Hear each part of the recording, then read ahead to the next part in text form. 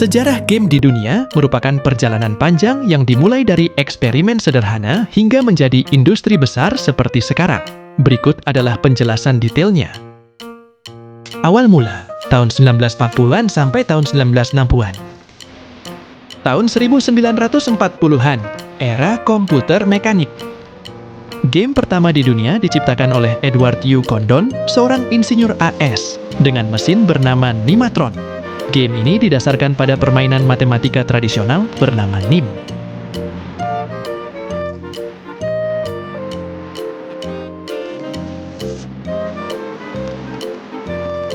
Tahun 1950, Alan Turing dan Claude Shannon menciptakan konsep permainan komputer yang dapat bermain catur, meskipun hanya berupa simulasi teoretis. Tahun 1958, Tennis for Two diciptakan oleh William Higginbotham. Game ini adalah salah satu game interaktif pertama. Game ini menggunakan osiloskop sebagai layar untuk mensimulasikan permainan tenis.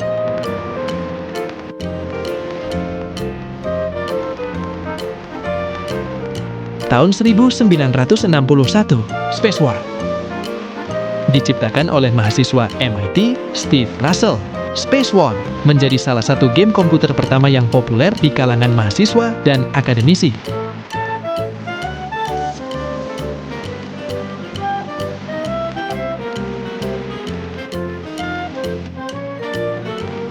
Perkembangan game komersial tahun 1970-an sampai tahun 1980-an. Tahun 1970-an, kelahiran industri game. Tahun 1971, Nolan Bushnell dan Ted Dabney menciptakan Computer Space, game arcade pertama yang tersedia secara komersial.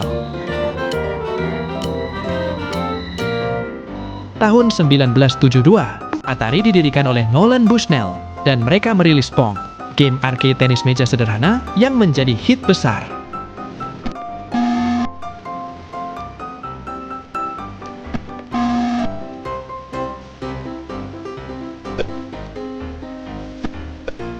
Tahun 1977, era konsol rumah. Atari merilis Atari 2600, konsol video game rumah pertama yang menggunakan cartridge. Ini memungkinkan pemain mengganti game dengan mudah, membuka jalan bagi konsol modern.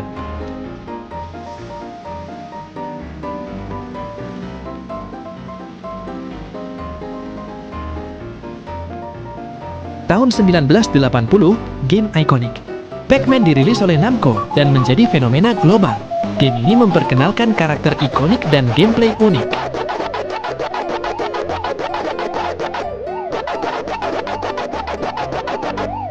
Tahun 1981, Nintendo merilis Donkey Kong memperkenalkan karakter Mario, awalnya bernama Jumpman, yang kelak menjadi maskot perusahaan. Crisis Game, tahun 1983 sampai 1985. Tahun 1983, industri video game mengalami krisis besar, terutama di Amerika Serikat. Penyebabnya adalah oversaturasi pasar, kualitas game yang buruk, dan kurangnya kontrol kualitas. Salah satu contoh terkenal adalah kegagalan game E.T. the Extraterrestrial di Atari. Banyak perusahaan bangkrut, dan industri game hampir runtuh di wilayah barat. Krisis video game, tahun 1983 sampai 1985 adalah periode di mana industri game, khususnya di Amerika Utara, mengalami penurunan besar dalam pendapatan, kualitas, dan kepercayaan pasar. Pendapatan industri video game yang semula mencapai sekitar 3,2 miliar dolar pada tahun 1983 merosot tajam menjadi hanya 100 juta dolar pada tahun 1985. Krisis ini disebabkan oleh berbagai faktor, di antaranya kebanjiran game berkualitas rendah. Banyak perusahaan yang mencoba masuk ke pasar video game tanpa pengalaman atau standar kualitas. Akibatnya, konsumen kecewa dengan produk yang buruk. Contoh terkenal adalah game E.T. the Extraterrestrial untuk Atari 2600, yang sering disebut sebagai salah satu game terburuk sepanjang masa. Game ini gagal secara komersial dan menyebabkan Atari mengalami kerugian besar.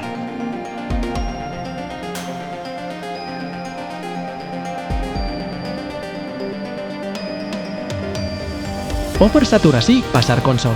Banyaknya konsol di pasaran, seperti Atari 2600, ColecoVision, dan Intellivision, menciptakan kebingungan di antara konsumen. Tidak ada standar yang jelas, sehingga game untuk satu konsol tidak kompatibel dengan konsol lain. Kurangnya regulasi dan lisensi. Pengembang pihak ketiga dapat merilis game tanpa kontrol kualitas dari pembuat konsol. Hal ini menyebabkan ledakan game yang buruk, membuat konsumen kehilangan kepercayaan terhadap produk video game secara umum. Kompetisi dengan komputer pribadi. Komputer rumah seperti Commodore 64 dan ZX Spectrum menjadi lebih terjangkau dan menawarkan fleksibilitas lebih dibandingkan konsol game. Banyak keluarga mulai beralih ke komputer karena dapat digunakan untuk berbagai kebutuhan selain bermain game. Pemulihan industri.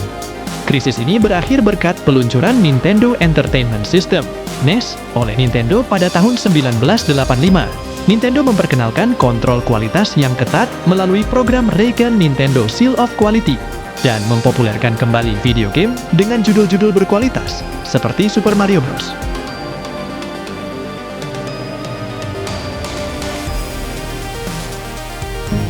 Krisis ini menjadi pelajaran penting bagi industri video game untuk menjaga kualitas, inovasi, dan kepercayaan konsumen. Game Portable, tahun 1989. Nintendo merilis Game Boy, perangkat game portable pertama yang sukses besar. Game Tetris menjadi salah satu judul utama yang membuatnya populer.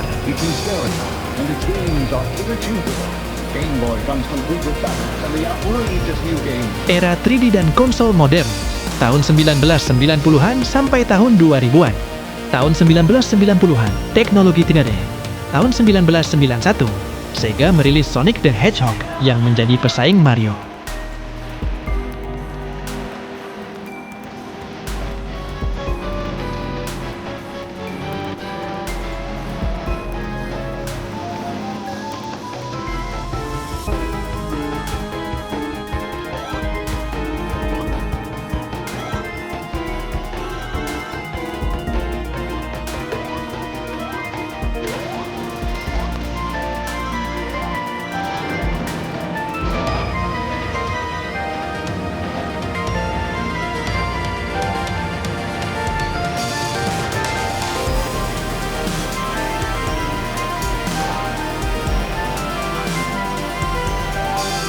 Tahun 1994, Sony merilis PlayStation yang memperkenalkan CD-ROM sebagai media penyimpanan. Hal ini memungkinkan game dengan grafis lebih baik dan konten yang lebih besar.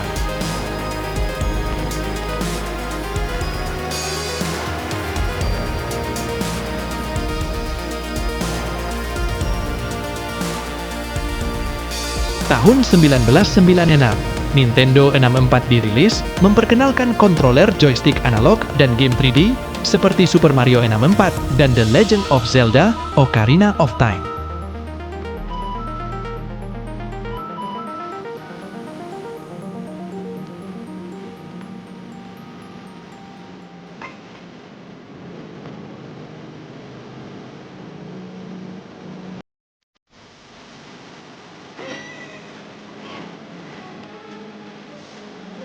Tahun 2000-an, konsol generasi baru. Tahun 2000, Sony merilis PlayStation 2, PS2, yang menjadi konsol terlaris sepanjang masa.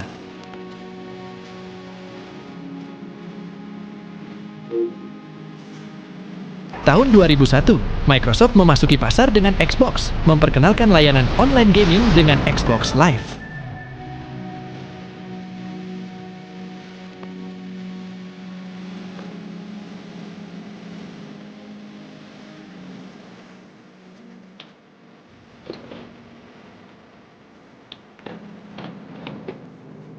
Tahun 2006, Nintendo merilis Wii yang memperkenalkan kontrol gerak inovatif, membuat game lebih inklusif bagi keluarga.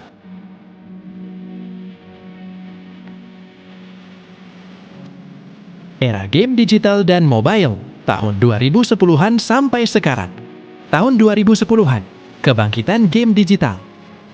Digital distribution, platform seperti Steam, PlayStation Network, dan Xbox Live Marketplace memungkinkan pembelian dan pengunduhan game secara digital. Game independen, indie, seperti Minecraft tahun 2009 dan Among Us tahun 2018 menjadi populer berkat platform ini.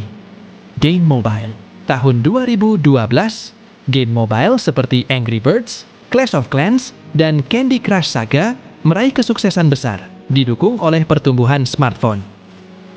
Pokemon Go tahun 2016 memperkenalkan augmented reality (AR) ke game mobile.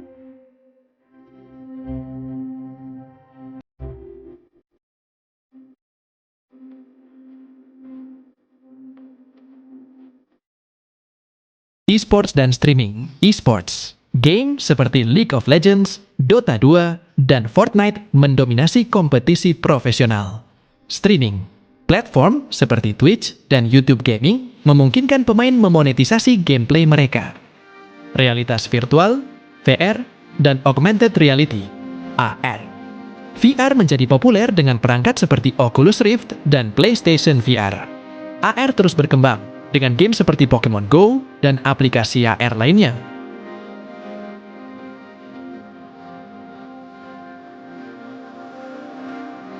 Masa depan industri game. Cloud gaming, layanan seperti Google Stadia, Xbox Cloud Gaming, dan PlayStation Now memungkinkan pemain bermain tanpa perangkat keras khusus. AI dan machine learning. Game semakin kompleks dengan penggunaan AI yang dapat menciptakan pengalaman yang lebih dinamis. Metaverse. Game seperti Roblox dan Fortnite mulai menjadi bagian dari konsep metaverse yang menggabungkan hiburan, sosial, dan ekonomi digital. Sejarah ini menunjukkan bahwa game tidak hanya hiburan, tetapi juga bagian penting dari budaya dan teknologi dunia. Industri ini terus berkembang dengan inovasi baru yang menghubungkan orang-orang di seluruh dunia. Perjalanan panjang sejarah video game dari awalnya sebagai eksperimen teknologi pada tahun 1940-an hingga menjadi industri hiburan global seperti sekarang adalah bukti evolusi teknologi, kreativitas, dan budaya.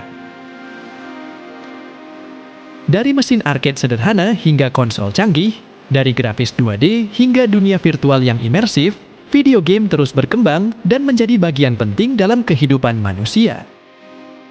Tidak hanya sebagai hiburan, video game kini juga menjadi media seni, pendidikan, dan kompetisi olahraga elektronik. Masa depan video game tampaknya tak terbatas, dengan teknologi seperti realitas virtual, augmented reality, dan AI terus mendorong batasan inovasi. Terima kasih telah mengikuti perjalanan ini, dan mari kita nantikan babak baru dari dunia video game.